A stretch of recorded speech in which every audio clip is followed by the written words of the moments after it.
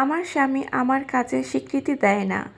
ঘরে ৩টা বাচ্চা সামলাই, আবার আমি গর্ভবতী, খুবই অসুস্থ আছি। ঘরে কোনো কাজের লোকও নাই, সবগুলো রোজাও রেখেছি।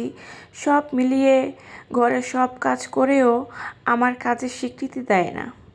ঘরের সব ফার্নিচারগুলো ভেঙে গেছে, কোনো সিকিউরিটি নাই ঘরে, তাই বাচ্চারা সব কিছু উল্টাপাল্টা করে রাখে। গুছিয়ে বেশিক্ষণ রাখতে পারি না।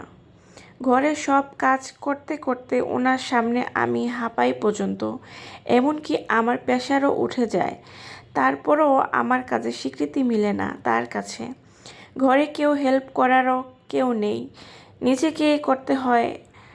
আমাকে কথায় কথায় বাচ্চাদের সামনেই বলে আমাকে দিয়ে নাকি সংসার হবে না, আমি ঘর গুছিয়ে রাখতে পারি না, ঘরের কাজ ও করি না, নাকি আমাকে নাকি ছেড়ে দিবে। অন্য লোকেদের বউদের সাথে তুলনা করে আমাকে, তারা বেস্ট আর আমি নাকি আকাম্মা।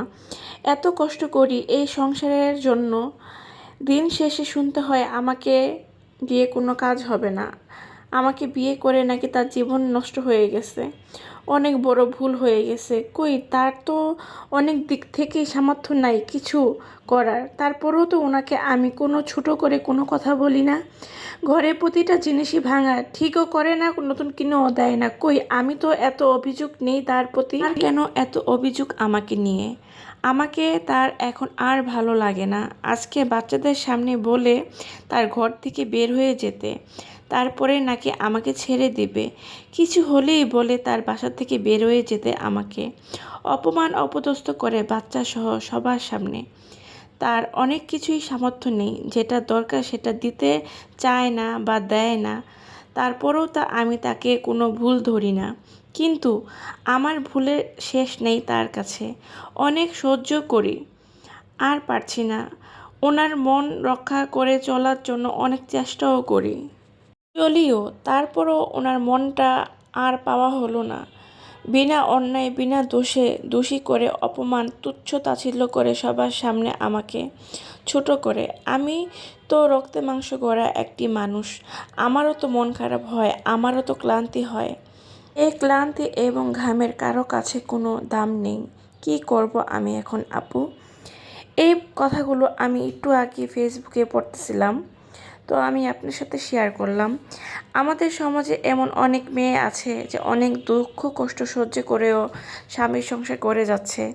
ওই আপুদের জন্য সবাই দোয়া করবেন। একটা মেয়ে যদি স্বামী ভালো না হয়, তাহলে তার দুঃখ কষ্ট জীবনে শেষ নেই। আমি প্রতিটা মেয়ের জন্য একটা দোয়াই করি, আল্লাহ যেন প্রত্যেকটা মেয়েকে ভালো একটা স্বামী দান করে। যে মেয়েটি স্বামীর কাছ থেকে ভালোবাসা পায়, দেখবেন সে কুঁড়ের ঘরে থেকেও খুব সুন্দর, খুব হাসি খুশি আছে। তাকে দেখলে মনেই হবে না যে সে না খেয়ে আছে, নাকি সে কোনো অভাবে আছে। বাট একটা মেয়ে যদি অনেক বিলাসিকতার মধ্যেও থাকে, বাট স্বামীর কাছ থেকে ভালোবাসা যদি না পায়, তার চেহারা দেখলেই বোঝা যাবে। তার চেহারা দেখবেন যে অনেক রুক্ষ সূক্ষ্ম হয়ে গেছে, মুখে কোনো হাসি নেই। তো আমাদের প্রত্যেকটা চাওয়াই থাকবে। আমি এই রমজান মাসে আপনারা প্রত্যেকটা মেয়ের জন্য একটা দোয়াই করবেন। সবার কাছে অনুরোধ যে মহান আল্লাহ তাআলা যেন সবাইকে একটি চরিত্রবান